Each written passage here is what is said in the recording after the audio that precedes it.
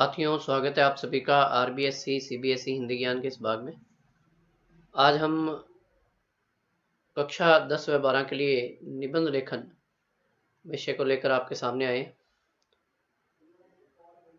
देखिए, निबंधों को लिखने के लिए चाहे किसी भी विषय पर हो, हमारे पास उससे संबंधित सबसे पहले उसके तथ्यों की जानकारी रहनी चाहिए। उस विषय विशेष का ज्ञान हमारे पास मौजूद होना चाहिए तथा विषय पर आधारित कुछ कथन हमारे पास रहने चाहिए। इसके साथ साथ यदि आपके पास आपके मस्तिष्क में कुछ चित्र वगैरह भी हों उन पर आधारित, तो और भी अच्छा है, क्योंकि हमारी परीक्षा में निबंध लेखन कक्षा 12 के लिए 5 अंक का आने वाला है तथा 10वीं कक्षा के लिए यह 6 अंक का रहता है। तो आइए इसी पर आधारित कुछ बातें करते हैं जिससे हमें इस निबंध लेखन विषय में कुछ सहायता मिल जाए। आज हम आपके सामने निबंध लेकर आए हैं भ्रष्टाचार, कारण और निवारण। एक महत्वपूर्ण विषय है। देखिए, सबसे पहले कुछ एक हमने कथन लिख रखे हैं। इन कथनों से थोड़ी सहायता लेकर हम निबंध लिखेंगे। जैसे पहला कथन है, देश की जनता कर रही पुकार, बंद करो ये भ्रष्टाचार। इस बार हमने ठाना है, भ्रष्टाचार रूपी रावण को मिटाना है। जब हर नागरिक जागेगा, तभी भ्रष्टाचार रूपी दानव देश से भागेगा। आगे है, रिश्वत लेकर देश को ठेस ना पहुंचाओ, भ्रष्टाचार मिटाकर देश को विकसित बनाओ। रिश्वत ले देकर तुम नादान ना बनो, भ्रष्टाचार को बढ़ाकर शहीदों का अपमान ना करो। भला कैसे भ्रष्टाचार का यह दानव तुम्हारी राह में खड़ा हो गया? क्या यह तुम्हारी देशभक्ति से भी बड़ा हो गया? घूस लेना देना पाप है, यहीं से भ्रष्टाचार की शुरुआत है।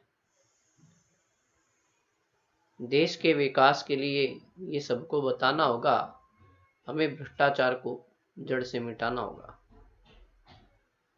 सरेआम अपनी ईमानदारी नीलाम करते हैं, भ्रष्टाचारी कितना घिनौना काम करते हैं। चंद पैसों के लिए अपना ईमान खोते हैं, ऐसे ही लोग भ्रष्टाचारी होते हैं। भ्रष्टाचार का विरोधी हर भारतवासी हो, हर भ्रष्टाचारी की सजा सिर्फ फांसी हो। देखिए, उस पर आधारित ही हमने कुछ आसान से चित्र लिए जिन्हें आसानी से आप बना सकते हैं। तो आसान से चित्र लेंगे और उनके आधार पर हम इसे पूर्ण करने का प्रयास करेंगे। तो देखिए, ये हमारा निबंध है भ्रष्टाचार, कारण और निवारण। देखिए, जब भी निबंध आरंभ करें, सबसे पहले इस प्रकार एक चित्र बना लें और उसमें आप अपने निबंध के संकेत बिंदु लिखें। जैसे हमने यहाँ प्रस्तावना लिख रखा है, भ्रष्टाचार के कारण लिखे हैं, भारत में बढ़ता भ्रष्टाचार लिखा है, भ्रष्टाचार को रोकने के उपाय लिखे हैं और उपसंहार है। और इन्हीं बिंदुओं को हमने यहाँ संकेत रूप में लिख दिया है। अब ऊपर हमने कुछ कथन बताए थे, उन्हीं कथनों को आधार बनाकर हम ये निबंध लिख रहे हैं। जैसे कुछ तथ्य यहाँ दिए गए। यहाँ लिखा प्रस्तावना कि चंद पैसों के लिए जो अपना ईमान खोते हैं, ऐसे लोग भ्रष्टाचारी होते हैं। इसी कथन को आधार बनाकर हम लिखेंगे, थोड़ा आसान हो जाएगा। लिखा हमने, उपयुक्त कथन के माध्यम से स्पष्ट होता है कि व्यक्ति में सदाचरण, धर्म, सत्य, धैर्य, क्षमा, परोपकार, विनय आदि गुण, जिन्हें व्यक्ति के आचरण की शुद्धता का प्रतीक माना जाता है, इनका नष्ट हो जाना अथवा इन मानवीय गुणों की उपेक्षा करते हुए चंद पैसों के लिए अपने ईमान को बेच देना ही भ्रष्ट हो जाना अथवा भ्रष्टाचार ही है। इस प्रकार अपने अनैतिक आचरण के माध्यम से जनता के धन को लूट लेना भ्रष्टाचार ही है। अब है आपके सामने भ्रष्टाचार के कारण।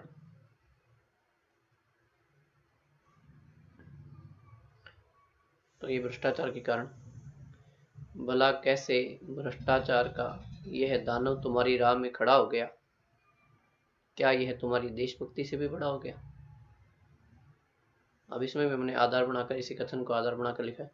उपयुक्त कथन के माध्यम से यह कहा जा सकता है कि जब व्यक्ति अपने देश प्रेम, देशभक्ति की भावना को दरकिनार कर स्वयं के अभाव को श्रेष्ठ मानता है, तब वह भ्रष्ट आचरण को अपनाने के लिए विवश हो जाता है। समाज में जीवन व्यतीत करते हुए असमानता की दृष्टि से स्वयं को देखना, आर्थिक दृष्टि से स्वयं को दूसरों के समक्ष कमजोर मानना, दूसरों की उपेक्षा व हीनता की भावना से ग्रसित होकर ईर्ष्या को जन्म देने के कारण व्यक्ति भ्रष्ट आचरण की ओर कदम बढ़ाता है। रिश्वतखोरी और भाई भतीजावाद भी इसी भ्रष्टाचार के मूल कारण है। यहाँ हमने कुछ कारण भी बताए हैं, जैसे लंबी और जटिल सरकारी प्रक्रियाओं के प्रभाव के कारण व्यक्ति अपने कार्य को बिना किसी बाधा अथवा शीघ्रता से क्रियान्वित करने हेतु भ्रष्ट आचरण में संलग्न हो जाता है। भ्रष्ट व्यक्तियों को अपर्याप्त सजा का ज्ञान होता है तथा दंड से मुक्ति की धारणा भ्रष्टाचार की ओर अधिक बढ़ावा देती है। सार्वजनिक क्षेत्र में निचले स्तर पर कार्यरत कर्मचारियों का वेतन उन्हें रिश्वतखोरी और भ्रष्ट आचरण के प्रति अत्यधिक सक्रिय बनाता है। ऐसे लोग रिश्वत को आय के पूरक के रूप में देखते हैं।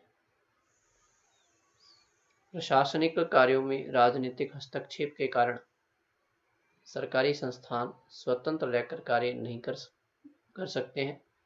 ऐसे में राजनेता अपने अथवा अपने दल के व्यक्तिगत लाभ के लिए अधिकारियों पर भ्रष्ट गतिविधियों में शामिल होने का भी दबाव डाल सकते हैं।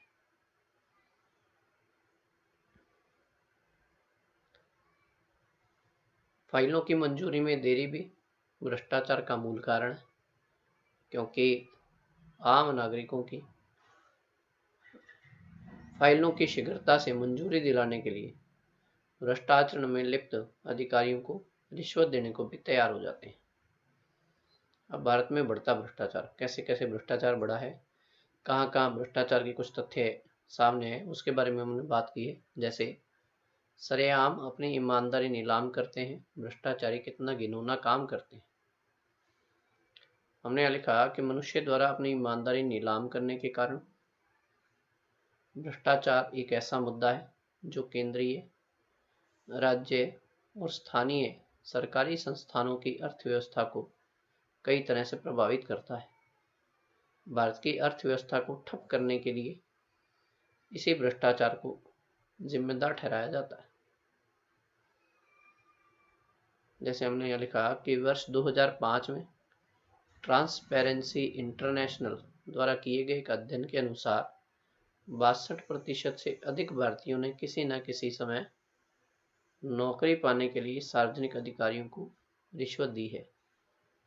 वर्ष 2008 में जारी एक अन्य रिपोर्ट के अनुसार 50% भारतीयों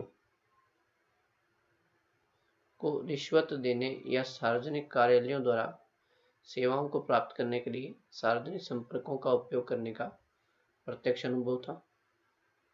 इसी प्रकार स्वीडन की हथियार कंपनी बोफोर्स ने भारतीय सेना को तोपें सप्लाई करने का सौदा हथियाने के लिए $80 लाख की दलाली चुकाई थी। स्वीडन की रेडियो ने 1987 में इसका खुलासा किया, जिसे बोफोर्स घोटाले के नाम से भी जाना जाता है।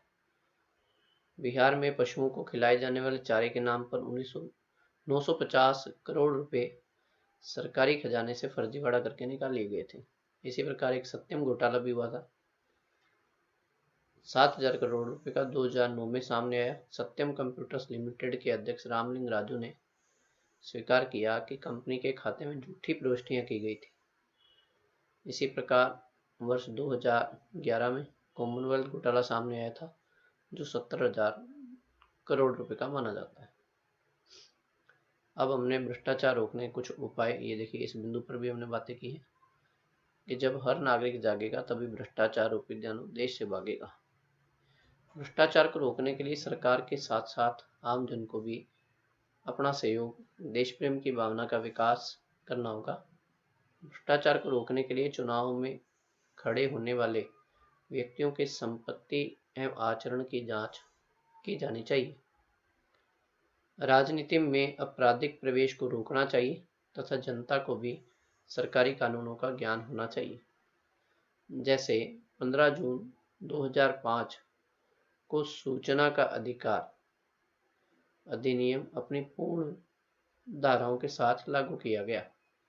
लोकतंत्र में जनता, देश की जनता अपने चुने हुए व्यक्ति को शासन का अधिकार प्रदान करती है और यह अपेक्षा करती है कि सरकार पूरी ईमानदारी व कर्तव्य निष्ठा से अपने दायित्वों का पालन करेगी।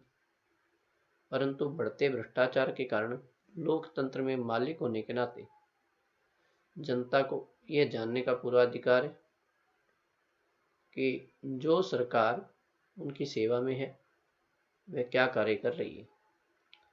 सरकार द्वारा लोक सेवा अधिकार कानून भी लागू किया गया है, जो नागरिकों को निर्धारित अवधि के अंदर लोक सेवाएं प्रदान करने की गारंटी देता है। इन कानूनों में यह प्रावधान है कि लोक सेवक समय पर लोक सेवा न दे पाने का दोषी पाया जाएगा, उसे दंडित भी किया जाएगा। इसी प्रकार डिजिटल लेन देन की प्रक्रिया के कारण पारदर्शिता आती है और भ्रष्टाचार कम होता है। अब हमने उपसंहार की कुछ बात की कि भ्रष्टाचार का विरोधी हर भारतवासी हो, हर भ्रष्टाचारी की सजा सिर्फ फांसी हो। देखिए, उपयुक्त कथन के माध्यम से देश की अर्थव्यवस्था को हानि पहुंचाने वालों के खिलाफ सख्त से सख्त कदम उठाए जाने की आवश्यकता है। भ्रष्टाचार को भी जघन्य अपराध की सीमा में लाने की आवश्यकता है। वर्तमान की केंद्र सरकार द्वारा भी अनेक कदम उठाए गए हैं, जैसे प्रशासन को पारदर्शी बनाने के लिए डिजिटल लेन देन को बढ़ावा दिया गया है, नोटबंदी के कदम उठाए गए हैं, जीएसटी लागू किया गया है, प्रत्येक नागरिक के बैंक खातों में सरकारी सेवाओं का प्रत्यक्ष रूप से लाभ पहुंचाना भी एक कदम है। इन प्रयासों की सफलता जनता और विपक्ष के पूर्ण सहयोग पर निर्भर रह सकती है, अर्थात विपक्ष का भी सुदृढ़ होना आवश्यक है। तो आशा करता हूं कि आप सभी को हमारे चैनल आरबीएससी सीबीएसई हिंदी ज्ञान द्वारा प्रदान किया गया यह निबंध तथ्यपूर्ण लगा होगा, जानकारियाँ रोचक लगी होंगी। यदि आपको ये निबंध अच्छा लगा हो, समझने में सहायता मिली हो, तो चैनल को अवश्य लाइक करें, शेयर करें, सब्सक्राइब करें। आप सभी का अंत तक जुड़े रहने के लिए बहुत बहुत धन्यवाद।